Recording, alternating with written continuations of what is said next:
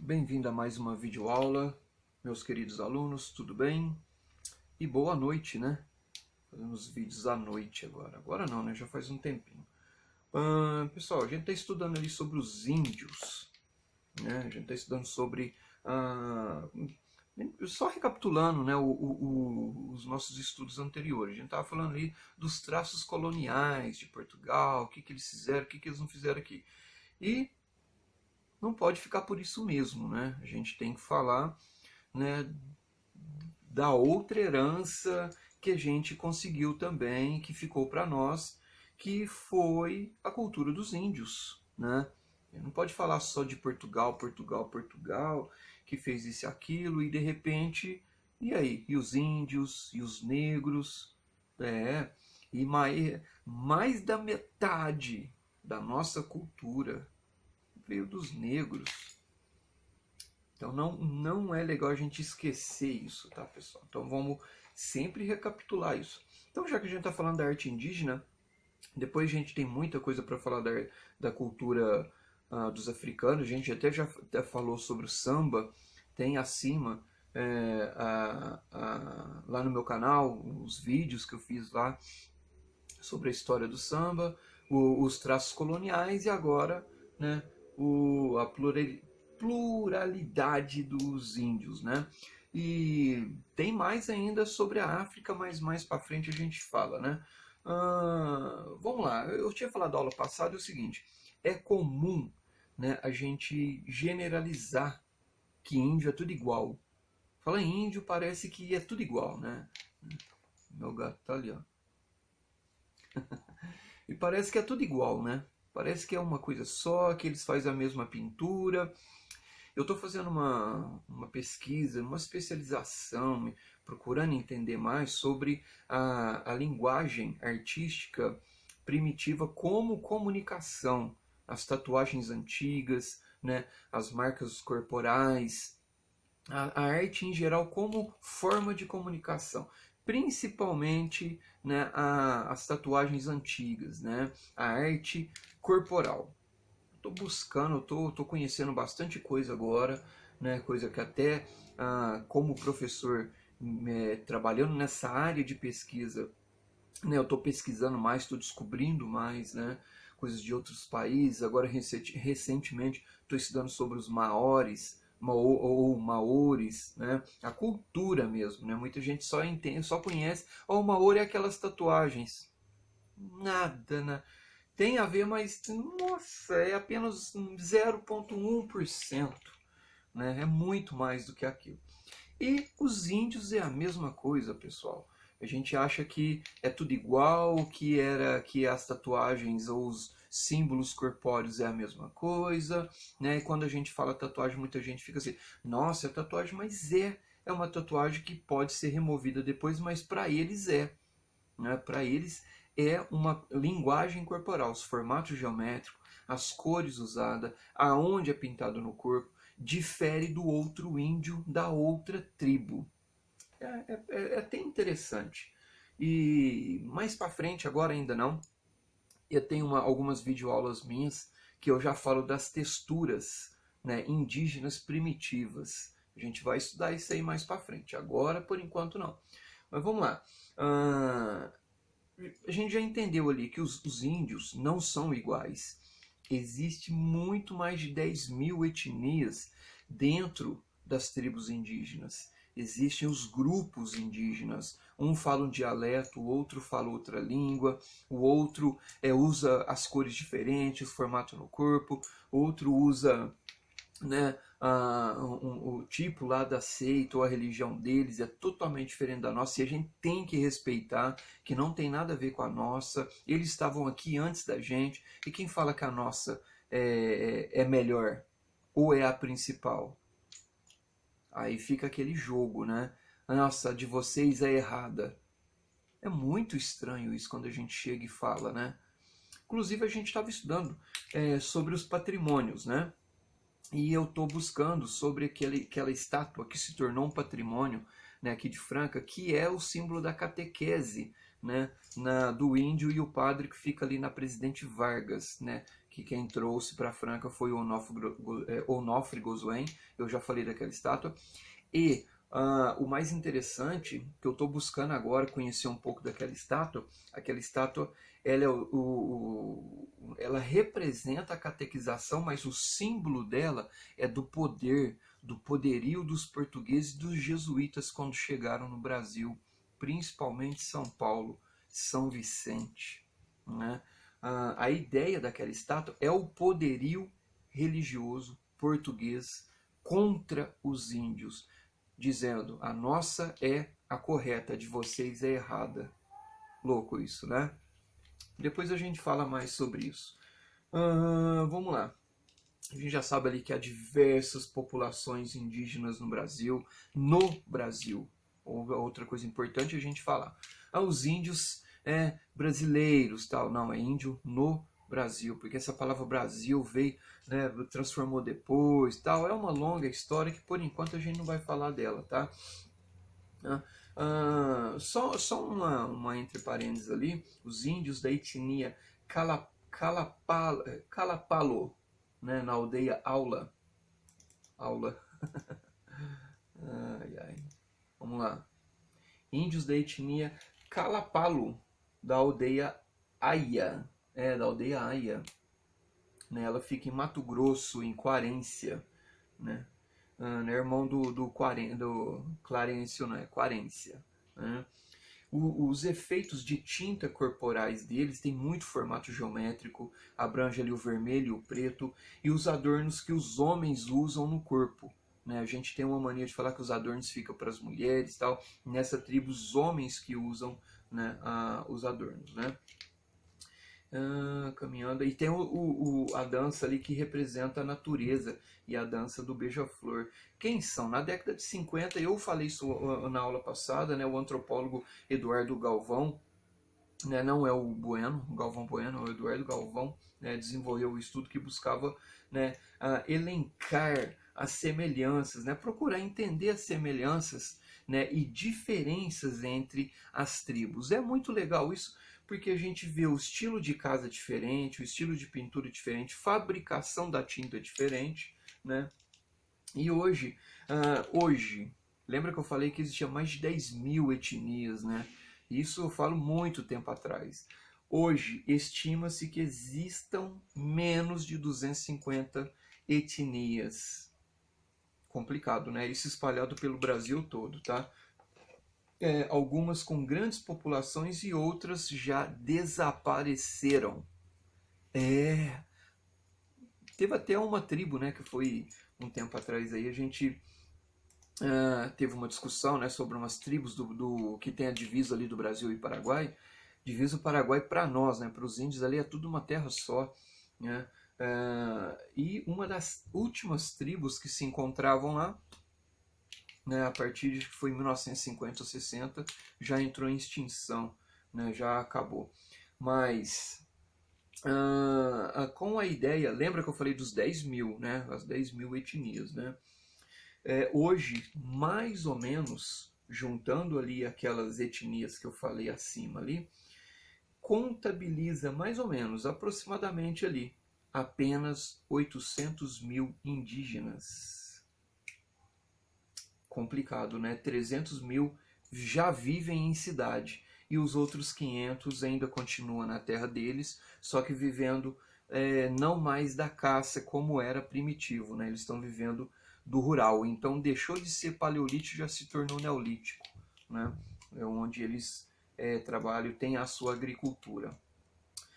O interessante ali, pessoal, que com esses 800 mil indígenas, é muito pouco, pessoal, e é muito preocupante. Vocês não têm ideia, é muito preocupante. 800 mil, para uma pandemia chegar e varrer a metade ali, pouco custa. E daqui pode contar aí mais 100 anos, 200 anos, do jeito que tá, não vai ter mais. Acabou os índios, porque ninguém está respeitando mais as regras de leis, né? Bom, enfim, né? Não vou ficar falando essa parte assim que me revolta, né? Quem não tem um parente, né, lá no passado que era indígena, né? A minha bisavó, era uma índia, lá da Goianazes, era uma divisa de Goiás ali, quando os meus parentes portugueses chegaram no Brasil. Ah, com esses 800 mil, pessoal, estima ali mais ou menos 150 línguas diferentes ainda faladas. 150 é muito. Quantas línguas nós falamos no Brasil? Só uma. Só uma. Português. Era para a gente falar português, inglês e espanhol. O espanhol por conta, né, do Tratado de Tordesilhas, que, né, dividiu o Brasil naquela época, ali era só um pedacinho, depois fizeram o tratado, pegaram uma parte, o Brasil tomou conta do resto, portugueses, né, o Brasil não, os portugueses, o Rio Grande do Sul até 1709 não fazia parte, aí depois 1940 e pouco ali, ela perde, né, na Guerra de Farroupilhas, ela se torna brasileira novamente, já tinha acontecido umas 2 vezes aquela parte lá, aí Brasil fica com esse mapa que a gente conhece hoje. Era pra gente falar espanhol também. E o inglês porque nós fazemos parte do continente americano. Mas, pessoal, espalhado no Brasil 150 línguas indígenas e a gente não sabe nenhuma. Ah, eu sei o Guarani, não sei. Na época da minha mãe, quando ela estudava, ela falava que eles eram os alunos, né, nessa época, em 1960, 1950 não, 1960 e 70. Algumas escolas em Goiás, né, por conta das tribos goianesas, ainda ensinavam tupi. Ainda ensinavam tupi. Acabou. Né? Tem algumas escolas ainda no Mato Grosso, né, no norte de Goiás, né, passando acima da divisa de Goiás com Tocantins, né, parece que tem uma escola só apenas em Minas que ensina, né, uma, 2 ou 3, se eu não me engano, no Nordeste, e 2 fica em Pernambuco, se eu não me engano, né, eu nem mas é triste saber que a gente tem 150 línguas faladas só entre as tribos. E o geralzão, né, a gente fala apenas uma, que é o português. Ai, mas vamos lá, né? No período ali da colonização, era aproximadamente 1000 línguas diferentes. Né, com em torno ali, aquilo que eu te falei, de mais de 10 mil etnias, né? Isso que eu falei, nem lembro como é que eu falei, porque eu estou na minha colinha aqui, o negócio está indo para baixo, né? E o interessante aqui, pessoal, né, é que tem alguns registros pré-históricos, né, dos caminhos da vida dos índios há milênios e milênios aqui nas Américas. Tem um vídeo meu que eu conto também sobre os Olmecas, e eu já falei aqui na aula passada que os Olmecas talvez seriam a família, né, tribo, os povos mãe que espalhou aqui no Brasil, né, que veio da África. E possivelmente, claro, né, eles desceram no México, né, foram parar no México, e do México subiu para as Américas, e do México desceu, né, para o norte da América do Norte ali, e depois desceram para a América do Sul, do México, né? E pode reparar que a semelhança do olho puxado, o cabelo, a cor da pele, né, e a semelhança negroide também, tudo é uma característica do ancestral único. Ah, legal, então. Aí, pessoal, tem uma pedra gigantesca, ela fica localizada lá no Ingá, Pernambuco, que ela guarda registro, né, da antiga sociedade, né, foi uma sociedade inclusive extinta há mais de 5.000 anos, aqui na América do Sul, e ela fica no Ingá, né, em Pernambuco, que já foi encontrado por alguns arqueólogos, e para os índios, para os indígenas, eu vou até deixar ela aí, anexo aí para vocês. Os arqueólogos eles não conseguem datar a data certinha por conta do carbono 14 lá, mesmo arrancando um detrito lá, né? Mas até onde o relógio consegue contar, por conta ali do detrito molecular do carbono 14, né, ela chega a 5.000 anos de idade, as descrições, não estou falando da pedra, não, que a pedra ela né, milhões de anos ali, né? Mas falando das descrições. Então, possivelmente, essas descrições são muito mais antigas do que 5.000 anos. Né? A gente tem um período paleolítico ali, que ele pega 250 mil até 10 mil. Tá?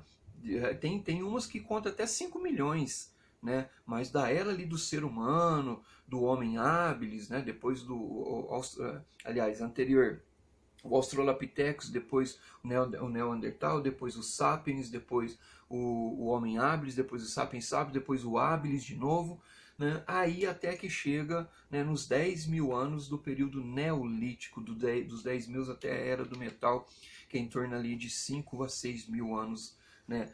Então essas descrições, ela pode ser datada até lá no período neolítico. 10 mil anos antes já tinha povo aqui, né?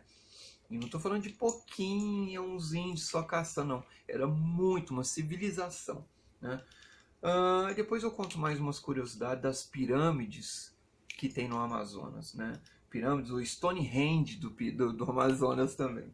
Vocês vão achar interessante isso daí, né? Mas estima-se que a vida humana nas Américas ultrapassa 50 mil anos de ser humano aqui nas Américas. Na América do Sul. Então, mas vamos lá, né? Aí existe um grupo ali de pesquisadores que dedica a sua vida. Pessoal, quando eu falo dedica a vida, não é essas curiosidades que a gente vê em YouTube ali de 5 minutos, não. Eu acho que não é assim. Sério, se pensar assim, nem pensa, larga a mão, tá? Não tem nem que dar opinião. Porque esses estudiosos, esses pesquisadores, eles levam mais de 40 anos só da vida de um cientista. Depois o outro ali leva 60 anos, o outro ali leva mais 30. Você acha que eles têm muito argumento ou não? Eles têm muito argumento. Eles têm muitos estudos, né? Eu conheci um professor aqui de Franca, universitário, que ele guarda as pedras pré-históricas, né, da era lá paleolítica e neolítica. Ele guarda a pedra lascada e a pedra polida. E ele me mostrou uma pedra que ela data mais ou menos ali com o carbono 14, é um professor de Kit Franca, viu? Essa pedra tem uma marca de ferramenta nela. Ela data mais de 30 mil anos. Já era humano aqui nas Américas usando essa pedra, porque ele comprou exatamente, né, lá na Paraíba, e outra ele conseguiu escavar porque ele é geólogo também. Mas vamos lá. Então a gente já sabe ali que mais de 50 mil anos, né? Tô lendo aqui na nossa apostila Dom Bosco. Então não é besteira que escreveram aqui não. Foram, né, pesquisado, escavado isso daqui, né? Pessoal, vou deixar uma pergunta aí para vocês, que já estourou o nosso vídeo aqui, quase 20 minutos, tá? A pergunta aqui eu vou ter que adaptar, porque é uma pergunta de acordo com a apostila e era para a gente fazer em sala de aula, vocês não têm essa apostila, mas é a nossa Dom Bosco, então eu vou adaptar. É o seguinte, você vai pesquisar, tá? Eu já falei um monte de coisa aí nesse vídeo. Professor, eu não entendi. Assiste o vídeo com calma, a gente vai conversar junto depois, tá? A gente vai entender melhor isso daí. Mas pesquisa e descubra se ainda há uma reserva indígena na cidade ou no estado aonde nós moramos. Existe no estado de São Paulo? Eu não falei nada. Falei nada. Bom, se existir, procure o nome, quando começou, idade, procura tudo. Escreva aqui nos comentários do tópico. Não escreve em papel, tira foto, não. Eu nem olho mais isso, nem perco tempo, tá? Escreva nos comentários aqui do tópico. Tá muito fácil, né? Tecnologia tá aí, a gente dificulta. Bom, existe ainda tribos aqui, reserva indígena ou tribos? Ou falei nada? Ok? Pesquisa aí, escreva aí e a gente vai discutir mais isso daí. Ok? Vamos nos falando aí, espero que vocês tenham gostado. Vamos ficar firme e ter fé que a gente logo tá junto na escola. Ok? Até mais.